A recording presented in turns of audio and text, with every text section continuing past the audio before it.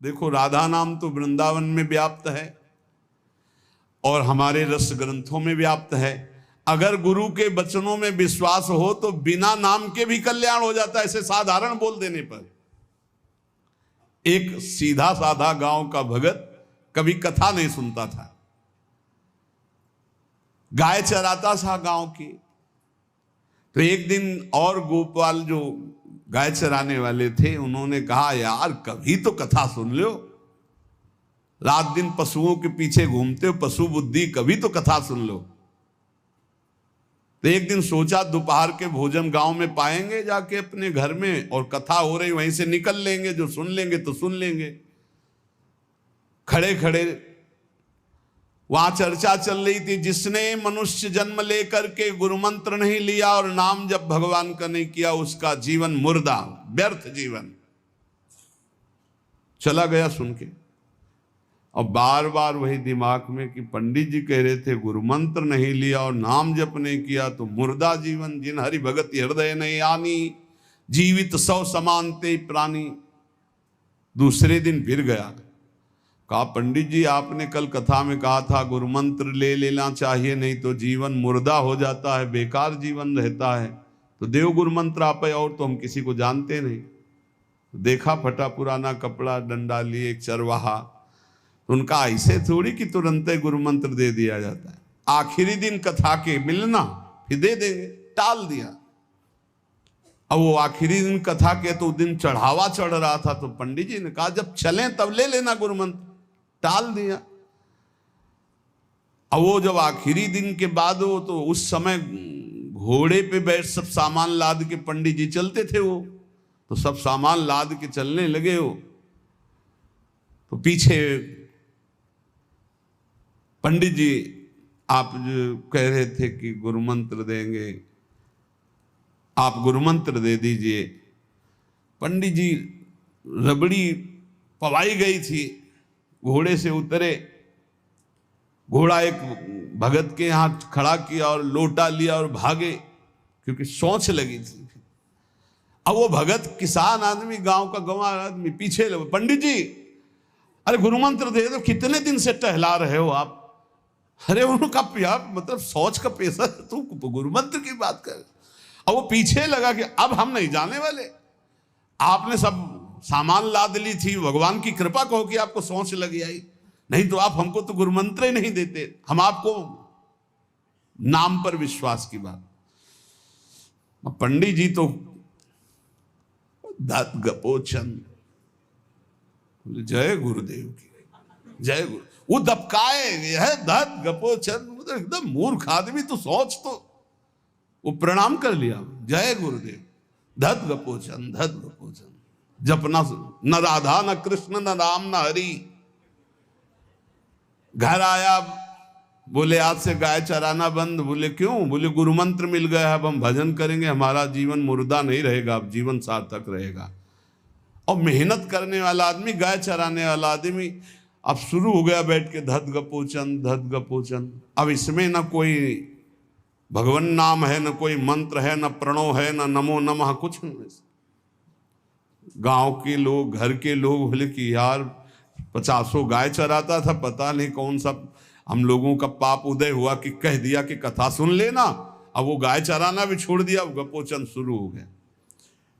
अब उसकी ऐसी लगन लगी, सहज सरल भोले जो होते हैं ना, हरिवंश महाप्रभु कह रहे हैं, मुनि मन ध्यान धरत नहीं पावत, करत विनोद संग बालक भट, दास अनन्य भजन रस कारण, जैसे हित हरिवंश प्रगट लीलान।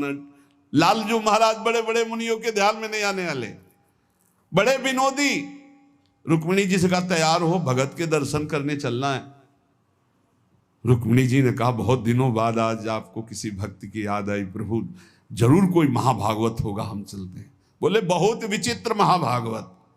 चले, साधारण वेश में चलना है। जब गांव में गए, उस भगवान तो सर्वज्ञ ही है, उसके घर के दरवाजे में बैठ गए और रुक्मिणी जी से कहा कि पहले तुम मिल के आओ भगत के, फिर हम मिलेंगे। रुक्मिणी जी ने कहा हाँ ये उत्तम बात है, पहले हम उनको दर्शन दे के और दर्शन करके आती है। तो आंख मूंदे ऐसे, न खाना न पीना, धद गपोचन। रुक्मिणी जी ने कहा ये कौन सा नाम भगवान का, न विष्णु शास्त्र नाम में है न गोपाल शास्त्र नाम में है, और कहीं हमने पढ़ा नहीं, ये कौन सा भजन कर रहा है। कहे किसका भजन कर रहे हो, चुप रहा। फिर किसका भजन कर, 2-3 बार तो गुस्सा के आंख खोला, देखा कोई स्त्री, तो बोले तुम्हारे खसम का भजन कर रहे हैं, और किसका कर रहे हैं। वो रुक्मिणी जी आ गई, बोले बहुत जानकार भगत है। प्रभु द्वारिकाधीश से कहा बहुत जानकार भगत है। बोले क्यों, बोले हमने कहा कि किसका भजन कर रहे हो, देखो हम इतना छुप के गई थी लेकिन वो पहचान गए, वो कह रहे तुम्हारे खसम का भजन कर रहे थे। अब भगवान ने कहा हाँ तभी तो हम आए भगत जोड़ कर। बोले प्रभु आप दर्शन बाद में करना, जाके पहले हमारा प्रश्न बता, प्रश्न का उत्तर दे दो कि आपके विष्णु शास्त्र नाम, गोपाल शास्त्र नाम, बहुत से नाम हैं, ये नाम तो हमने कभी नहीं सुना। भगवान ने कहा ये नाम हमको तो बहुत प्यारा है। बोले आपको कब, मतलब ये कब कैसे नाम रखा गया। बोले बहुत प्यारा है, हमारा ब्रज का रखा हुआ नाम है, ब्रज में मैया ने रखा था। कैसे रखा था। बोले एक दिन मैं माखन चोरी कर रहा था, सखा के कांधे पर खड़ा हुआ, ऊपर माट में हाथ डालकर मक्खन पूरा ऐसे खाता जाता, सखा को पवाता जाता। इतने में मैया और गोपी जन आ गई। एक कन्हैया ये क्या कर रहा है। अब हमने देखा कि फंस गए। हमने कहा कि मैया हमें बहुत भूख लगी थी और देखा कि इसमें चींटी चढ़ी हुई है, तो हम चींटी निकाल रहे थे। तो बोले चींटी कैसे निकाल रहे थे, यहां पूरा हाथ सना हुआ है तुम्हारा चींटी। बोले अरे भैया तू बावरी, जब चींटी को ऐसे निकालने करते वो अंदर चली जाती तो खबो खबो के निकाला, इसलिए ऐसा इतना हाथ हो।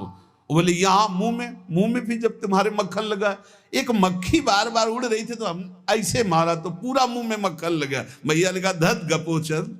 बोले ये उस समय का नाम रखा हुआ है, मेरा बाल गोविंद में जब मैया ने रखा था मक्खन चोरी के समय उस। अब आप विचार करके देखो, भगवान का साक्षात्कार गुरु वचनों पर विश्वास होने पर साधारण शब्द बोला तो भगवान तो सर्वलोक महेश्वर सर्वज्ञ, उनके सब जैसे हर अक्षर में आ विराजमान है, का खा गा घा आ, ऐसे ही सब अक्षरों में ब्रह्म विराजमान है।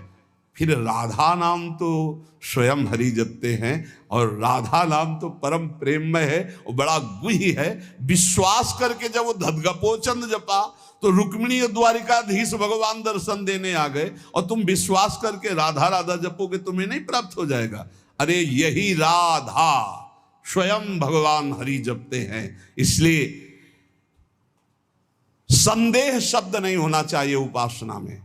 जो गुरु ने उपासना दी उसमें संदेह नहीं होना चाहिए। और 5वां, इस 8वें सूत्र में 5वां, असूया, दूसरों के गुणों में दोष देखना, चुगली करना और ईर्ष्या, इनसे बहुत दूर रहना चाहिए उपासक को। ईर्ष्या बहुत बुरी है।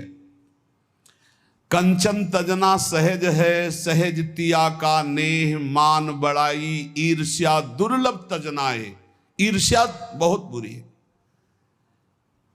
मतलब ये जलाती रहती है हृदय में, ये बहुत बड़ी आग है। एक जिससे ईर्ष्या उसको प्रणाम करो उससे नष्ट हो जाएगी। इसके नष्ट करने का उपाय एक ही है, जिससे ईर्ष्या उसको बार बार प्रणाम करो, बार बार। और वो तुम्हें कितना भी कड़ुआ बोले तुम बुरा मत मानना, तो तुम्हारी ईर्ष्या नष्ट हो जाएगी नहीं। ईर्ष्या बेमतलब जलाती रहती है। और किसी के गुणों में दोष ना देखे, किसी की चुगली ना करे। सुनो, ऐसे से कुछ लोगों का स्वभाव होता है, उनका भोजन ही नहीं पचेगा जब तक 2-4 की बुराई नहीं कर लेंगे। सुना तुमने, ऐसे से ऐसा नहीं, हमने तो नहीं। अरे मतलब ऐसे गूढ़ विषय की चर्चा मानो ब्रह्म साक्षात्कार करा देंगे। ऐसे लोगों से बचना चाहिए जो दूसरों की निंदा चुगली करते हैं। निंदा चुगली करने वालों को ऐसा लगता है जैसे चक्रवर्ती सम्राट पद में बैठाल दिए जाएंगे, जब 2-4 उनको मिल जाए सुनने वाले। फिर जैसे कोई भगवत प्रेमी महात्मा खूब सरस भगवान की चर्चा करे, ऐसे ये द्वेषी जन होते हैं। ये निंदा बहुत संभाल संभाल करके, कहीं भी चूक ना होने पावे, पूरी निंदा। तो ऐसे लोगों से बचे। चुगली करना, दूसरे के गुणों में दोष देखना और ईर्ष्या करना। 9, प्रत्येक परिस्थिति में अपने आराध्य देव के द्वारा दिया गया मंगल विधान है ऐसा मानना। एक बार हमने सुना था, उस समय किडनी का रोग प्रकाशित नहीं हुआ था, कि असाध्य रोग भगवान की विशेष कृपा से प्राप्त होता है। तो साधन पर उस समय जोर था, तो डर लगा कि असाध्य रोग कृपा कैसे हो सकती है, ना साधन में बैठ सकते हैं, पीड़ा रहती होगी तो भजन भी नहीं हो सकता, तो ये कृपा कैसे हो सकती है असाध्य रोग। लेकिन सच्ची आपसे कहते हैं, साधना हो रही थी भगवत मार्ग में जैसा कुछ, लेकिन शरणागति में कमी थी, क्योंकि साधन पक्ष में विश्वास बहुत जोर का था। शास्त्र प्रमाणित साधन के बल से भगवत प्राप्ति पर विश्वास हमें था। कृपा शब्द का हमारा कोई परिचय नहीं था, कृपा शब्द से हमारा कोई परिचय नहीं था। पक्का समझ लीजिए, क्या कृपा शब्द, ये तो शब्द ही नहीं था, बस साधन शब्द से परिचय था। अपनी इंद्रियों को बस में करो, मन का निग्रह करो और भगवान का निरंतर भजन करके परम पद प्राप्त करो। हर समय अपने साधन में लगे रहो। जब किडनी फेल हुई, साधन शब्द हटा, अब हाहाकार मच गया अहंकार में। अब क्या, फिर जो अहंकार शरणागत हुआ, फिर बात बन गई जो करोड़ों जन्मों की साधना से नहीं बनती, वो इस असाध्य रोग ने काम बना दिया। कह रहे हैं कि प्रत्येक परिस्थिति में पूर्ण कृपा, पूर्ण मंगल विधान देखना, ये 9वां सूत्र है। जैसी भी परिस्थिति आवे, चाहे जितना विकराल रूप लेकर के आ जाए परिस्थिति, कृपा ही कृपा, कृपा ही कृपा, सच्ची मानना, परिणाम में देखना बड़ा मंगल, बड़ी कृपा होगी। 10वां, प्रेम प्राप्ति के मार्ग के पथिक का जीवन बड़ा विनयमय, बड़ा विनम्र, बड़ा संयमी, सदाचारपूर्ण, त्यागमय और शांत सुख स्वरूप। प्रेमी महात्मा का ये स्वरूप, बड़ा विनम्र जीवन, बड़ा विनयमय जीवन, बड़ा संयमित जीवन, सदाचारपूर्ण और त्याग रूप। त्याग की चेष्टा नहीं, वो त्याग रूप ही है। प्रभु के सिवा उसे कुछ अच्छा नहीं लगता। कुटुंब देहते जाए छूट सब ही विधि ना तो। और अद्भुत शांति, अद्भुत शांति, कोई भी द्वंद्व आ जाए उसे अशांत नहीं कर सकता। 11वां, श्री राधा माधव के नित्य नूतन परमानंद प्रदान करने वाले पदों का गायन, उनकी सेवा, उनके प्रेमी जनों के दर्शन संभाषण, तब ऐसे प्रेमानंद की तरंगे हृदय में उछलती रहती है जिससे लीला रस में उसका प्रवेश हो जाता है। तब उसका लीला रस में प्रवेश हो जाता है। जीवन भर हमारा एक ही कार्य है साधना का, मय्येव मन आधत्स्व मयि बुद्धि निवेश है। प्रियालाल में मन लगाना है, प्रियालाल में बुद्धि लगानी। बुद्धि का काम है निश्चय करना, मन का काम है संकल्प विकल्प करना।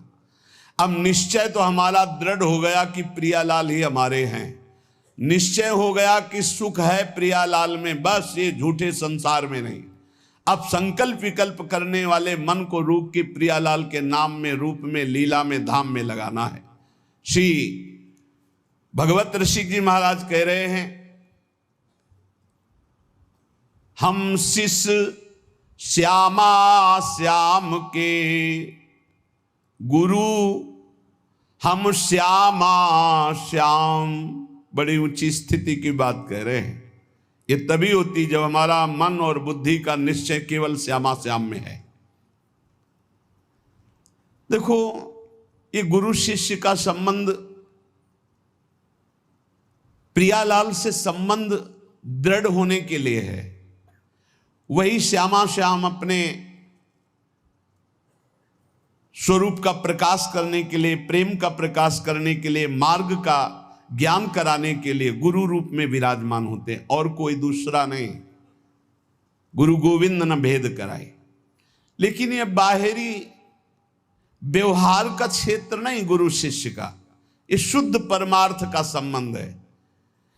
इसमें लौकिकता की गंध भी नहीं है। इसीलिए कह रहे हैं, हम शिष्य श्यामा श्याम के, गुरु हम श्यामा श्याम। ओत प्रोत अर्पण कियो, निज मन तन धन धाम। निज मन तन धन धाम, निरंतर अंतर नाही। निस दिन दुख सुख संग, असुचि सुचि घर बन माही। नश्वर नेह निमित्त देह, नाते सो उपशम।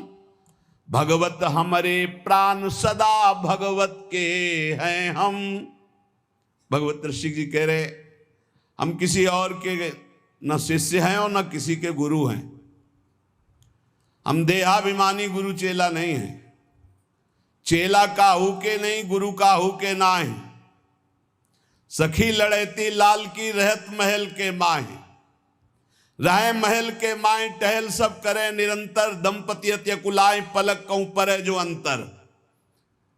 भगवत भगवत कहां करें नहीं, हम बिनु केला। ताते हम परिहरे, देह मानी गुरु चेला। ये देहमानी संबंध नहीं है। आध्यात्मिक संबंध का आधार है गुरु भाव। ये देह भाव वाला संबंध नहीं कि जैसे भाई बहन और रिश्ते नाते ऐसे गुरु भी बना लिए। ये सिर्फ अध्यात्म का संबंध है।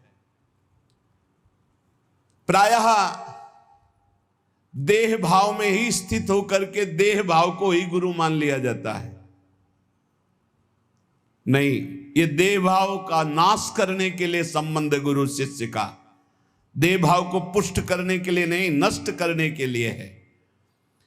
अपने देह की उपेक्षा करके गुरु को सच्चिदानंद के स्वरूप में स्वीकार करना परमार्थ का स्वरूप है। गुरुर् ब्रह्मा गुरुर् विष्णु गुरुर्देव महेश्वरा, गुरु साक्षात परब्रह्म तस्मै श्री गुरुवे नमः। तो गुरु का देह मंदिर है, उसके अंदर बैठा हुआ जो परमात्म तत्व वही गुरुदेव है। वही परमात्म तत्व कौन है? श्यामा श्याम। लौकिक मान्यता में मारे घूम रहे हैं। भगवत ऋषि जी कहते हैं, हम चेला का हुके नहीं और गुरु का हुके ना ही। देहाभिमानी ना हम गुरु हैं और ना देहाभिमानी हम चेला स्वीकार करते हैं। हम सखी लड़ैती लाल के, रहत महल के माही। रह महल के माए, टहल सब करे निरंतर। रात दिन अपनी प्यारी जू की सेवा में रहते। अगर पलक भर की ओट हो जाए तो कहाँ है भगवत रसिक, कहाँ है भगवत रसिक। भगवत भगवत अकुलाकर पुकारने लगते हैं। भगवत भगवत कहाँ करें नहीं, हम बिनु केला। हमारे बिना वो केल ही नहीं करते। ताते हम परिहरे, देह मानी गुरु चेला। आज जो है संसार में यही फैल रहा है। जैसे और संबंध ऐसे गुरु संबंध बना लिए। गुरु संबंध केवल अध्यात्म के लिए, भगवत प्राप्ति के लिए, ऐसा नहीं। अंधे का हाथ पकड़कर चलने वाला अंधा दोनों कुएं में गिरते, दोनों मार्ग भटक जाते हैं। हमारा गुरु संबंध केवल अध्यात्म के लिए, अध्यात्म भगवत प्राप्ति श्यामा श्याम के लिए। और वहीं देह भाव का विस्मरण करने का सौभाग्य मिलता है गुरु चरणों में। जब उनकी आज्ञा में हम रहते हैं तो हमारा अहम नष्ट हो जाता है। पर किनकी आज्ञा में? जो देह मानी नहीं, जो स्वरूप बोध प्राप्त है, जो शब्द ब्रह्म पार ब्रह्म के अनुभूत महापुरुष हैं, जो प्रियालाल के अनुरागी जन हैं, वो प्रियालाल और उनमें किंचन मात्र भेद नहीं है। इसीलिए हम शिष्य श्यामा श्याम